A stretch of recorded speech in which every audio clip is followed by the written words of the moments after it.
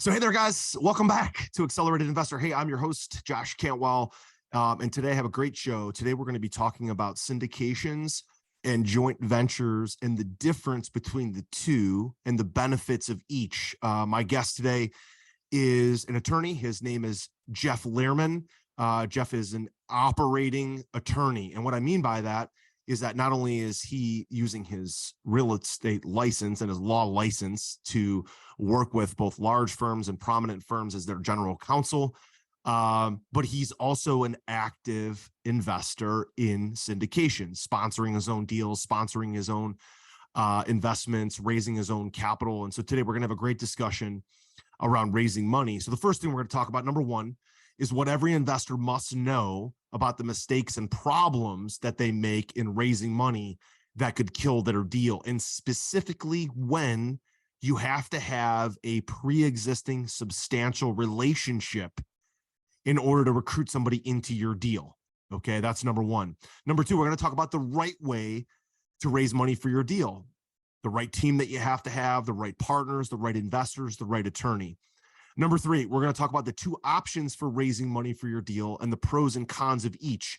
We'll talk about syndications, which is just, passive investors, and then joint ventures, where you have two or more people for a common purpose coming in who have equal rights and equal control over that deal, and why Jeff is such a huge fan of joint ventures, why he's done his biggest deals and his most profitable deals with joint venture partners. And finally, we're going to give away a couple of free reports that you'll be able to get access to on this show.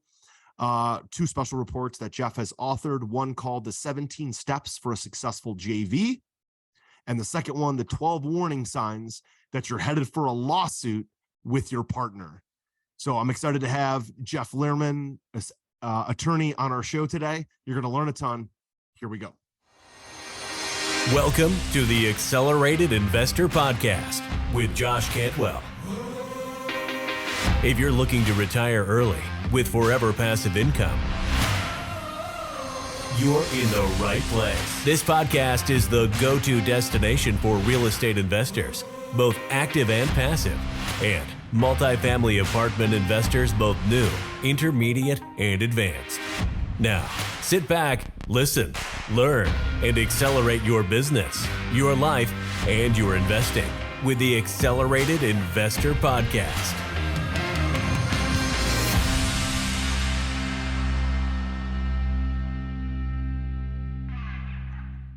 So, hey, Jeff, listen, thanks so much for joining me today on Accelerated Investor. I'm so excited to have you on the show, talk a little bit about JVs and syndications and some of the things for our investors to look out for when they're structuring those deals. So thanks for being on. Oh, thank you for having me. So Jeff, listen, as we get to know you and kind of introduce you to the audience, one of the things I would love to hear from you is, things that you're personally working on right now as we kind of wrap up 2022. Obviously, the economy's changed a lot. The cost of debt has changed a lot. Our underwriting has changed a lot in just the past 4 to 6 months. But for you personally, as you introduce yourself to our audience, tell us about some of the projects that you're passionate about. Well, so I'm an investor, again, like most of the people who are listening to this. And so we actually just sold one of our projects. It's a multifamily in Tennessee. And so we're still just wrapping that one up and looking for our next deal. I think even though the economy is different today than it was last year or the year before that, there's always opportunities. And so that we're always looking. Absolutely. Yeah. We'll keep looking, probably all of us, like you and me both, probably being just a little bit more selective and making sure that we. That's it. Yeah. There's always, no matter, I've been doing this for 40 years and good times, bad times, there's always deals. Mm-hmm. No doubt. Actually, some of my best deals I have gotten in bad times. Yeah. And to that point, Jeff, because you've seen a lot of deal flow and been through a lot of different economies, one of the things that I think is going to happen and what's going to shake out over the next 18 to 24 months is you've got some investors that over the last, let's say 1 year to 4 years that have bought deals with some sort of bridge financing, some sort of SOFR loan, some sort of floating rate loan, with the anticipation that they were going to be able to sell it or refi it. And if they were going to refi, they were going to refi maybe in the 5s or the high 4s. And now the rates look like they're going closer to 7. Tougher for them to refi because of the debt service coverage is not there. And then you have people looking to sell, but now I'm already seeing, even on some deals that I've offered on, where I've hit the pause button, or even on my second round of offers, actually offered less than my first offer. Right. And so you're going to see some of those guys start to default, right? Right. And might have a good deal, or maybe even a good operator who just gets in a cash crunch and maybe needs equity. So one of the things I think we're going to see when we talk about joint ventures, like we're going to talk about on this podcast, is that investors need cash. They're willing to accept an injection of capital from new partners. They can still operate the real estate. They can still handle the deal, but they might be willing to dilute their equity in order to take a fresh round of investment. And so we may be able to invest in deals where we're not having to actually buy the real estate, but to actually just invest in a new partnership.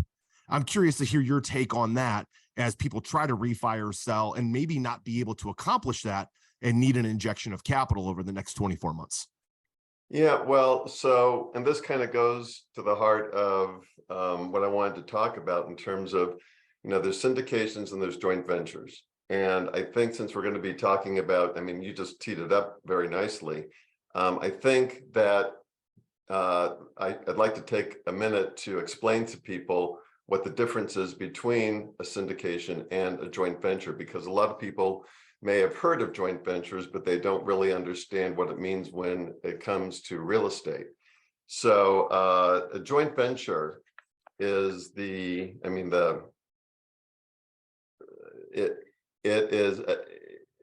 joint venture is the coming together of two or more people for a common business purpose, but that's just the beginning. For real estate, what a joint venture is you need two things in order for it to be a joint venture. You need to have people, all the partners in the joint venture have to be actively engaged in the deal. And when I say that, I think the best way for me to explain it is to give you an example of a deal that I did. I did a residential development deal, and we had 4 partners in that deal, and we were all in different cities. And it was, and so we had the developer, we had the guy who found the deal and got the money. We had a real estate agent who was involved with creating the investment, the deal itself, the residential development. And then we had me. I brought the money to the deal, and I also did the legal work. So that's four of us, but each one of us were doing something different in that deal, and we were all actively engaged in making that deal happen. And You so weren't a lot of people, checks like a limited partner. You were actively involved. right. And so as opposed to a syndication where the people who are in syndication, the people you're bringing in are going to be passive investors. That's it. That's all they're going to be doing is bringing money to the deal. This is different. This is, with their people, we brought some money to the deal, but we did a lot of other things. And the second thing that's essential for a joint venture is to know that all of the members have a comparable experience in real estate so that each member can take care of themselves in the deal. Those are the only two requirements for it to be a joint venture as opposed to a syndication. And so I think that right now, and I want to make sure that the listeners understand this, it's possible that in a particular deal, you can do both a syndication and a joint venture in the same deal. Another example, I had a partner that she had a deal and she was looking for money.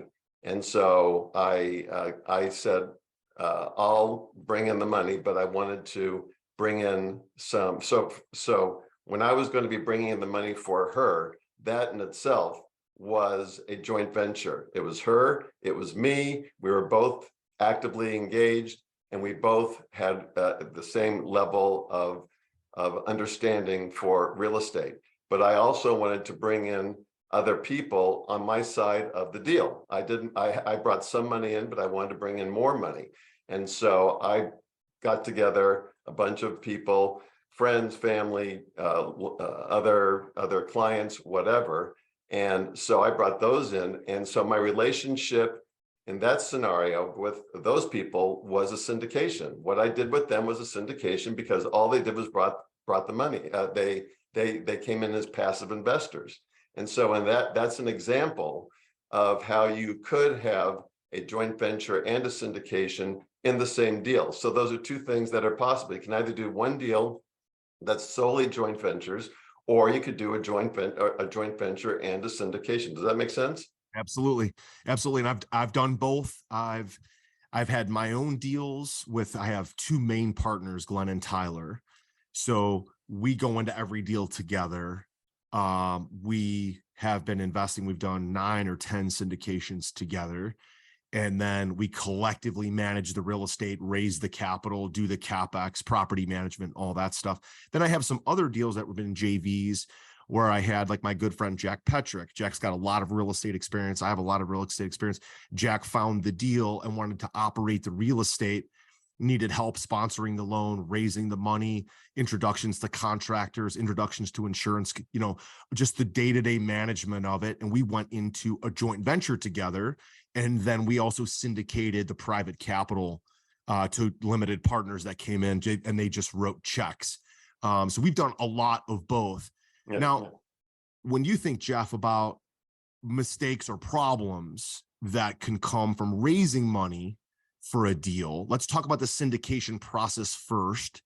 Of if they're going to do a syndication, what are some of the mistakes or problems that could kill their deal, that could be a real problem for the deal when they do it?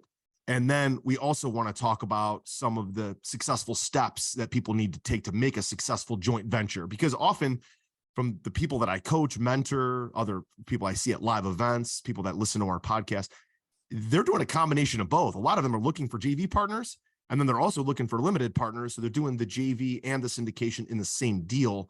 Right. But what are some mistakes or problems that you've seen when people go to raise money that could kill the deal from the start? Sure. And by the way, before we finish, I want to also explain to the listeners why, even though our law firm does syndications and joint ventures, my personal plan A when I'm doing a deal is to do a joint venture as opposed to a syndication. And I want to explain to everybody why that is so, because it's really important. And I think it's something that I think a lot of investors don't understand. But so yeah, for syndication, I teach a private money boot camp, so what I do at these boot camps is the one thing that I tell the people that they really need to know is that the most common exemption, which is Reg D Rule 506B, that of the securities laws, that you're required by the Securities and Exchange Commission to have a pre-existing substantive relationship with the person you're trying to raise money from before you put your deal under contract, and you need to have and that includes a substantive relationship. And so if you don't have that, a lot of these people who are at this event that I teach, they came there because they have a deal and they're trying to get additional investment from people at this event. And when I tell them what I just said to you, that in order for you to be in compliance with the securities laws, you need to have a pre-existing substantive relationship, that, here they are in a room full of a bunch of people. Usually it's about, 50, 100 people. And they're thinking that they're going to hit everybody up. And once they hear that at the break, they say, wait a second, you just told me that if I don't have a pre-existing substantive relationship with somebody before I pitch them on my deal, then that's going to be a violation of the securities laws. And they said, I'm here because I need to raise money for my deal. I already have money in there, and it's I need to get that additional money, otherwise I'm going to lose everything. And so when they hear that, when they come to me and say that I got a problem, I need the money, and you just told me basically that I can't get it here. That's something that everybody needs to understand, because I guarantee you, after having done this as long as I have, that that kind of scenario happens every day throughout the country, where people, where they don't know what they don't know, and especially when it comes to securities laws. And so that is, and if, by the way, they do go ahead and they say, well, I'm not going to really pay attention to what you say, I'm going to try and get somebody anyway. Well, if that happens, and if your deal ends up not going the way you wanted it to, then it's entirely possible that the investors that you took their money from are going to call their attorney and say, look, the deal went sideways and I'm not getting my money. What can I do? If I'm that lawyer, I'm going to say, well, let me see what they told. Let me see the documents that they gave you. And I see that they did not comply with the securities laws. Then you, as the issuer, that's what you are, the issuer, then you could get sued. And if you get sued, then the consequences are significant. The SEC could force you to return all the money back to your investors, even though that money is already gone. The deal money went to be performing at some level. Let's say it's not performing where they're getting their entire pref return. Maybe you promised them an 8 pref, you're only paying out 4. Somebody gets upset, and you're like, well, the deal's performing, and I'm only into this thing for, let's say, 15 million. It's worth 22 million. And the SEC comes calling and says, well, no, you must return all their capital back to them with what you promised to them. And in order to do that, now you've got to unwind the deal, sell the deal, do something to get the money back to them, even though it's maybe the worst time to sell. Like right now might not be the best time to sell with rates where they're at, or refi with the rates where they're at. Doesn't matter. The SEC doesn't care what the interest rates are. Not only that, but there's no do-overs when it comes, if you think, okay, well, if that's what my investor says, then I'll just change it up or whatever. I mean, it doesn't work that way. Once you violate the securities laws, the SEC is going to go after you. And it's even potential, there's potential for for jail. I mean, it wouldn't be the SEC does it, they would send it to somebody else, but that happens. So this is to me, that is, after having gone through that every time I do this class, I want to make sure that the listeners understand what I just said, that when it comes to syndication, you really need to, first of all, if you're not a lawyer, you probably don't know what you don't know, number one. But number two, you need to know this stuff before you start pitching people on deals, because once you start pitching people, the deal's already tainted. Are you ready to automate and explode your real estate investing? We're searching for extremely motivated individuals who are sick and tired of wasting time and want to finally see real results from their real estate investing business. We're searching for investors looking to get to the next level and become a bigger, better version of themselves while being a more successful real estate investing entrepreneur. Apply for mentoring and coaching at joshcantwellcoaching.com/podcast. That's joshcantwellcoaching.com/podcast. Jeff, and so what I heard you say in using a very old phrase that people have been using in this business for ages, which is find the deal and the money will follow. What I heard you just say is, not only is that not true, but it actually could be a violation of securities laws if you do it that way. Meaning I do it that way, and then I went to find the money. Then I went to create relationships with investors. Then I went to my 506B. I did my federal securities exemption, but I did it after I created relationships with investors after I had it under contract. What you're saying is the reverse. which is make the relationships with investors first, find out if they're sophisticated, if they're accredited, non-accredited, what their goals and objectives are, get to know them on a substantial basis first.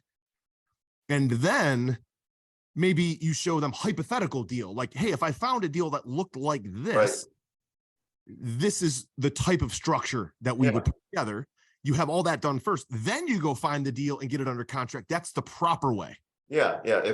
Once you put a deal under contract, it's too late for you to start trying to find investors in that deal, because you've already put it under contract. So to take it one step further, people who are going to these wherever they go to try to meet people, they should be doing that all the time, trying to build the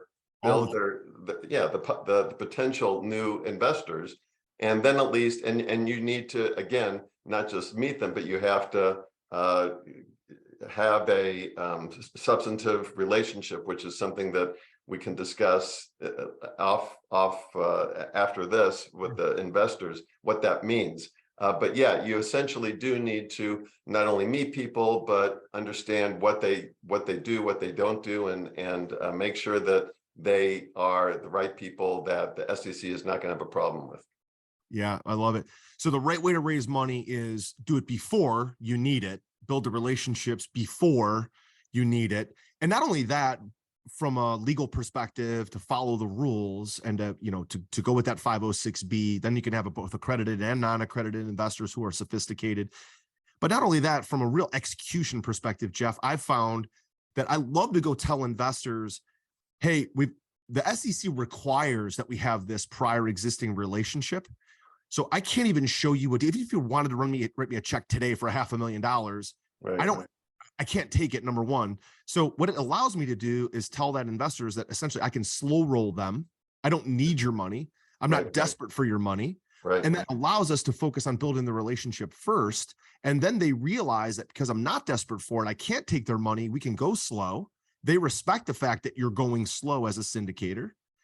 And now they build more trust. And I find that they write larger checks faster because you slow rolled, creating the relationship first. First is the opposite, which is, oh crap, I have this deal. I've got to get it syndicated. I got to do a 506B. I need the money in 30 days.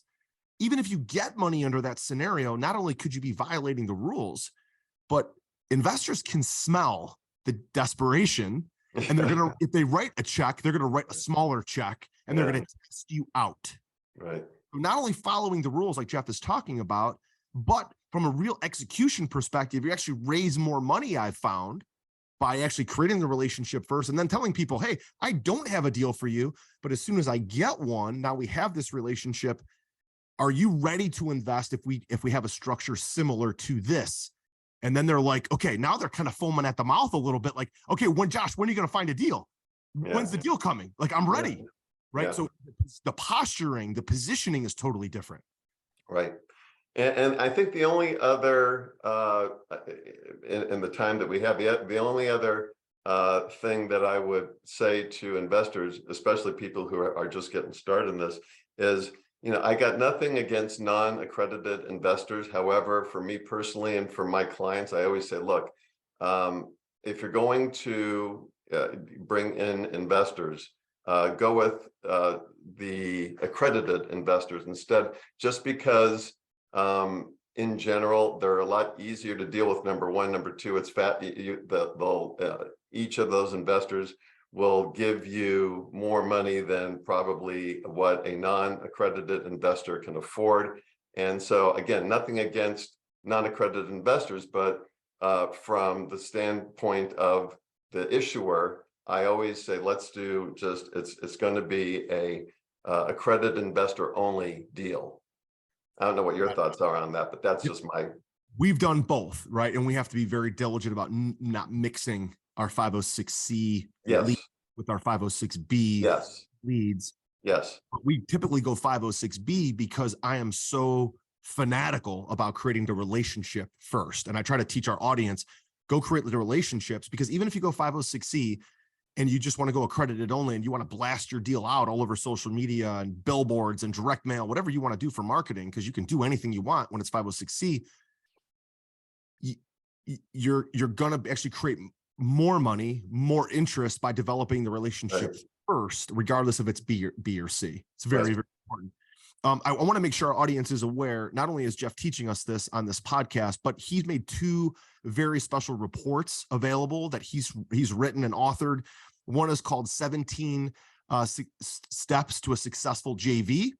The other one is called 12 Warning Signs that you're about to be sued by your JV partner. Both of those are available. If you just email Jeff, we'll have him throw out his email here in a minute. It's also going to be available in his show notes, because I do feel like there's opportunities to do both joint ventures and syndication sometimes at the same time.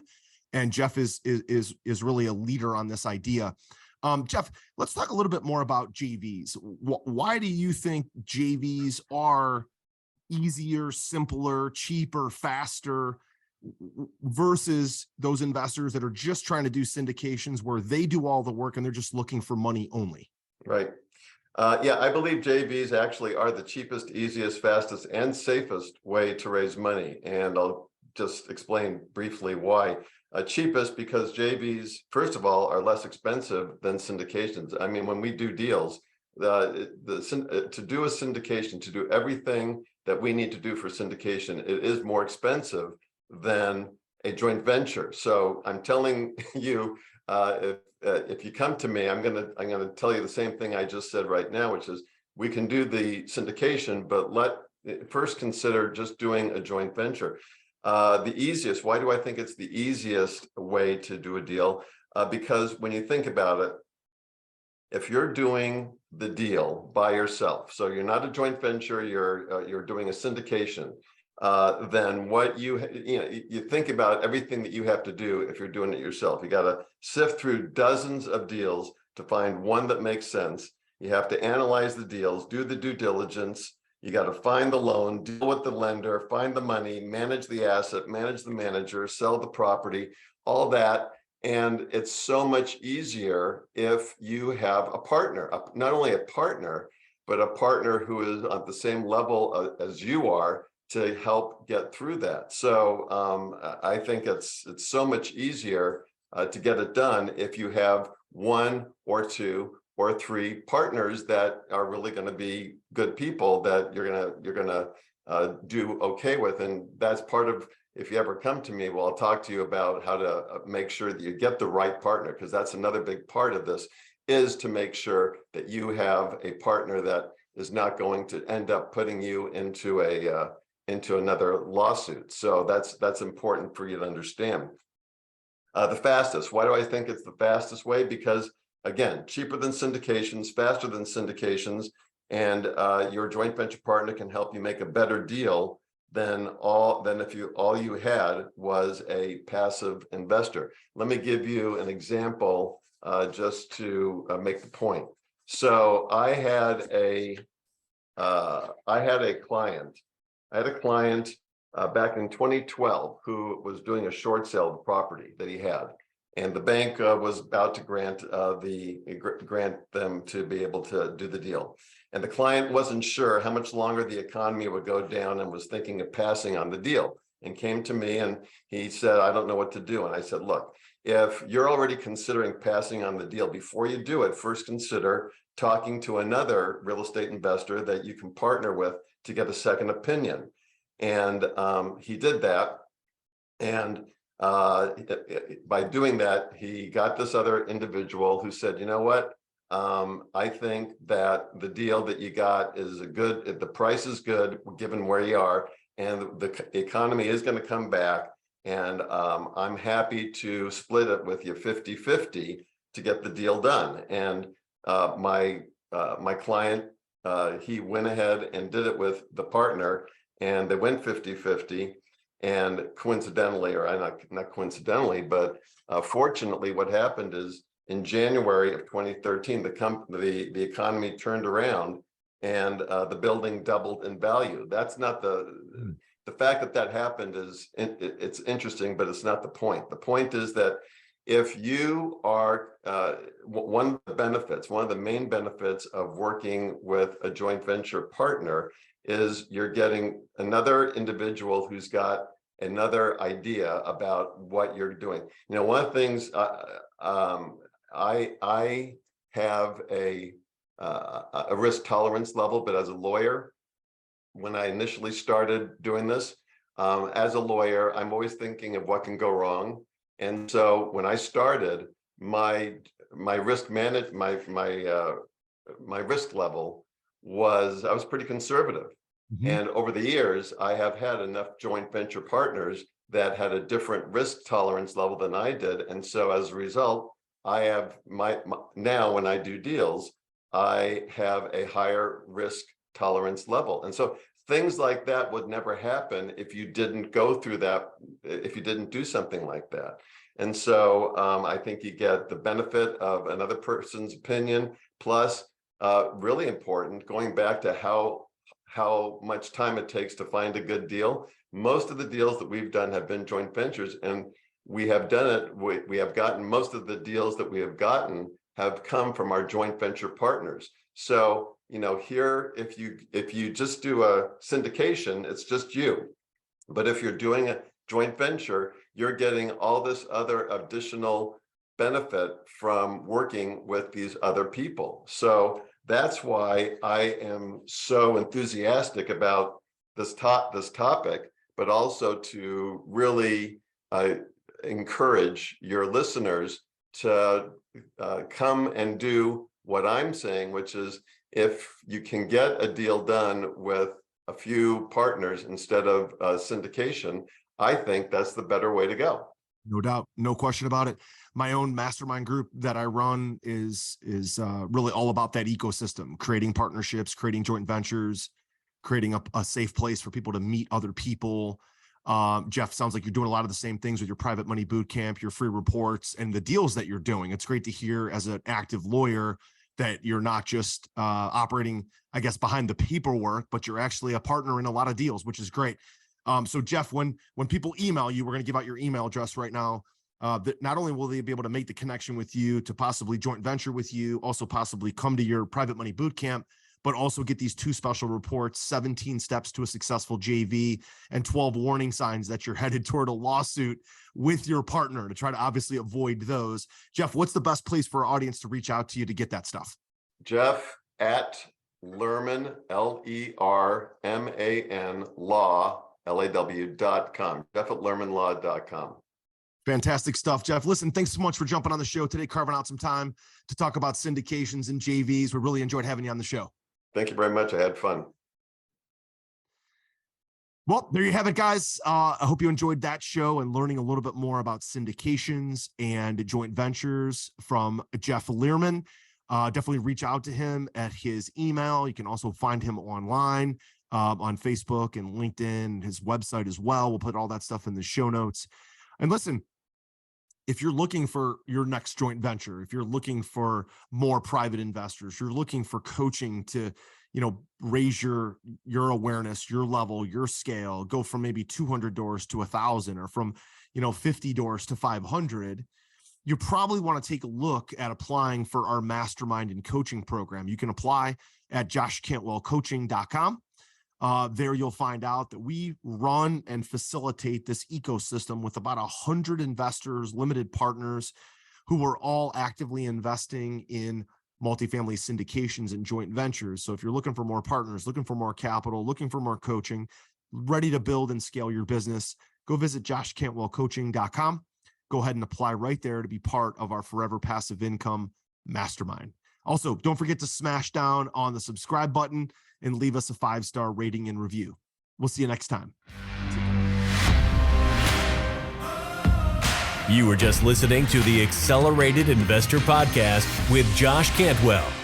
If you enjoyed this episode and learned something new, help us build the AI community by leaving a review and 5-star rating on our iTunes podcast channel. Also, don't forget to subscribe so you never miss another episode. To see passive investing opportunities, visit freelandventures.com/passive. To start your journey toward the lifestyle you've always dreamed of with multifamily apartments, apply for one-on-one coaching with Josh at www.joshcantwellcoaching.com.